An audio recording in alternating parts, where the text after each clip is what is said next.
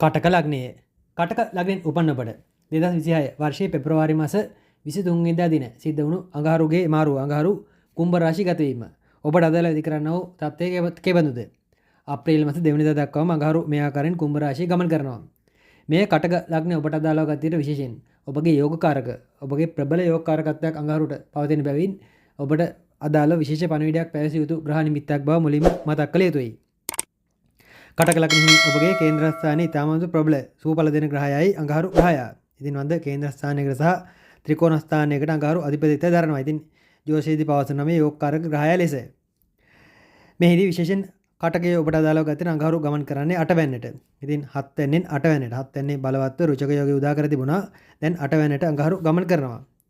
8 වෙනි යනු තරමක් බාධා හදිසි අනතුරු සහ රහස්‍ය දේවල් සම්බන්ධයෙන් පෙන්වන ස්ථානයේ කුම්භ රාශිය තුල රවි, බුධ, සිකුරු සහ රාහු දැනටමත් තැන්පත් සිටිනවා. එබැවින් ඔබගේ 8 වෙනි ඊටමද ප්‍රබල වී තිබෙන ස්වරූපයක් මේ අනුව පෙන්눔 කරන බව මුලින්ම මතක් කළ යුතුයි. මේ මතු පිටින් යම් අභියෝගාත්මක කාලයක් ලෙස පෙනුනත් නිවැරදිවම කළමනාකරණය කරගත හොත් ඇත්තටම රහස්‍ය ධනය හෝ උරුමයෙන් හිමි වෙන දේවල් පාරම්පරිකව ඔබට අහිමි වුණු පාරම්පරිකව ඔබට ලැබෙන්න තිබෙන සහ නැත්නම් වෙනත් හෝ ක්‍රමයකින් ඔබට උරුමව පැවති සමහර දේවල් රහස්‍ය ආකාරයෙන් හෝ තරමක් විවෘත ආකාරයෙන් ගෙන්නවගත හැකි කාලපරාසයක් කාලවකවානුවක් බව මුලින්ම මතක තබා ගත යුතුයි. රැකියාව සහ ඒ වෘත්ති ප්‍රතික්‍රියන් සම්බන්ධයෙන් ගත් විට විශේෂයෙන් ඔබගේ කේන්ද්‍රයේ 10 අධිපති සහ 8 අධිපති 8 වෙනිට පැමිණීම කියන කාරණාව රැකියාව සම්බන්ධයෙන් විශේෂ පණිවිඩයක් පවසන ග්‍රහ නිමිත්තක්. මේ ස්ථානයේ යම් හදිසි වෙනස් වීම නැත්නම් රැකියාව ස්ථානයේ යම් හදිසි වෙනස් වීම රහස්‍ය කුමන්ත්‍රණ වෙන දේවල් මේ කාලය තුල සිද්ධ විය හැකි බවට හොඳින් මතක තබා ගන්න. එබැවින් රැකියාව කරන විට ඔබ තරමක් ප්‍රවේශම් විය යුතුයි.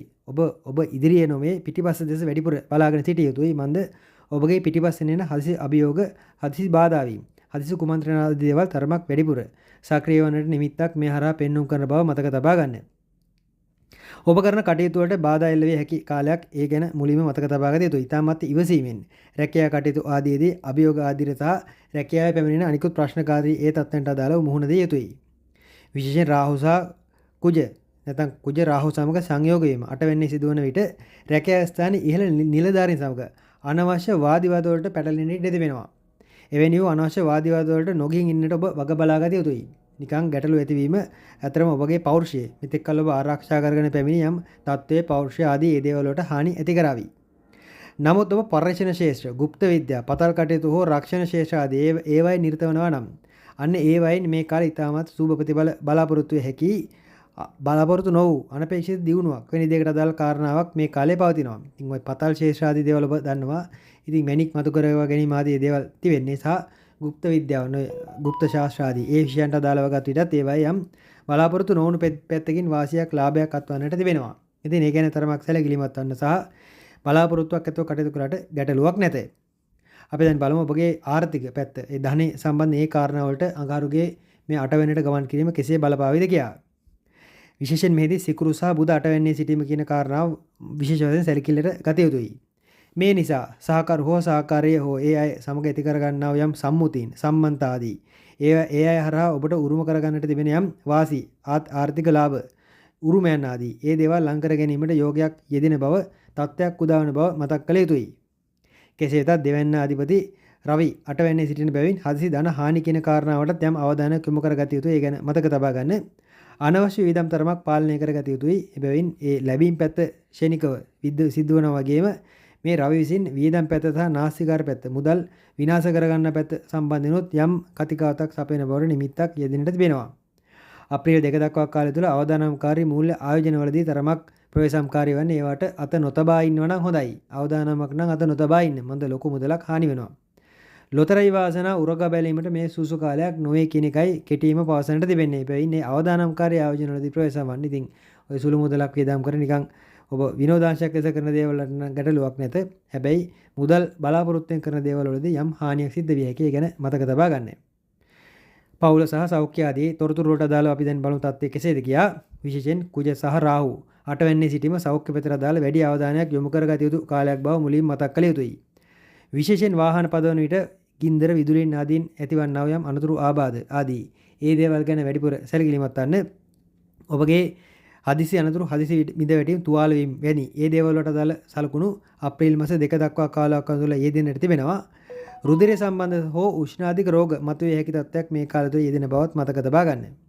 පෞල් ජීවිතය තුළ සහකරු සමග අනවශ්‍ය සැක පැන නැගීම සහ සහකරු සමග නිතර වාද විවාද ඇති කර ගැනීම. මතභේදකාරී දේවල් මතභේදකාරී කතිකාවත් දෙදෙනා අතර සිදුවීම වැනි දේවල් සිද්ධ විය හැකි. විවෘතව කතා කිරීම ඉතාමත් වැදගත්. කිසිම දෙයක් හංගන්නේ නැතුව ඇතුලේ තියාගන්නේ නැතුව හැකිතාක් මේ මාස එකහමාරක කාලයේ දෙදෙනා විවෘතව කතා කරන්න උත්සාහ කරන්න. ඔබ මතක තබා ගත යුතු දේ නම් විශේෂයෙන් 9 වෙනිදා සිටින ශනි සහ 12 වෙනිදා සිටින බ්‍රහස්පතිගේ බලපෑම. අන්නේ බලපෑම නිසා ඔබට ඉන්නට තිබුණු තරමක විපත්තිදායක තත්වයක්, අශුද්ධදායී සහ නරකදායී තත්වයක් ඔබ විසින්ම කරන්නා වූ ආධ්‍යාත්මික ආගමික ආදී ඒ දේවල් නිසා යම් පාලනය කර ගැනීමක් කෙනෙක් දෙක සලකුණුකුත් මේ හරහා පෙන්눔 කරනවා. ඉතින් කෙටියෙන්ම කියන්නට තිබෙන්නේ ඔබ තරමක සාමාන්‍යයෙන් ඔබ සාම්ප්‍රදායිකව ගමන් කරේ ගමන රටාව තරමක් වෙනස් කරමින් ආගම දහමට ආදී ඒ පැතරත් අදාළ යම් නැඹුරුවක් ඇතුව කටයුතු කරන්න උත්සාහ කරන විට මේ හදිසි බාධා වීම ආදී දේවල් බොහෝමයක් ඔබට වළකා ගන්නට හැකි වෙයි. කෙටියෙන්ම කියනවා නම් කටක ලග්න හිමියන්ට මේ කාලේ පරීක්ෂණ කාලයක්, පරිශ්‍රණ කරන කාලයක්, ඔබ සම්බන්ධයෙන් ඔබට කියවා ගැනීමට සිද්ධ වෙන කාලයක්. සියලු දේ රහසිගතව ඉවසීමෙන් සිදු කිරීම හරහා ඔබට ජයග්‍රහණ බොහෝමයක් අත්පත් කරගත හැකියි. කරන දේවල්, කියන දේවල්, ඔබ හිත යටින් සැලසුම් කරන දේවල් ප්‍රසිද්ධ කිරීම මේ කාලේ තරම් යෝග්‍ය නැති බව මතක තබා ගන්න. ආගමික වතාවත් තුළ නිතර යෙදීමයි ඉතාමත් හොඳ. කෝපය පාලනය කරගත යුතුයි. හදිසි කෝපය විසින් ඔබ තරමක නරක පැත්තට ඔසවා තබන්න ඉඩ තිබෙනවා. ඉදිරි අප්‍රේල් මාස 2 දක්වාම කාලය කා සමගත් කේන්ති ගන්නේ නැතුව, වෛරය ඇති කරගන්නේ නැතුව ඉවසීමෙන්ම කටයුතු කරන්න උත්සාහ කරන්න. ඒ විට අනිකුත් පැතිකරණකින් වැසී යන පැතිකරණ දොරවල් විවර කරගෙන ඔබගේ සුබ තත්ත්වයන් බොහොමයක් උදා කරගත හැකියි. විදේශගත වී සිටින කටක ලග්න කරුණට අදාළව තත්ත්වය මේමයි.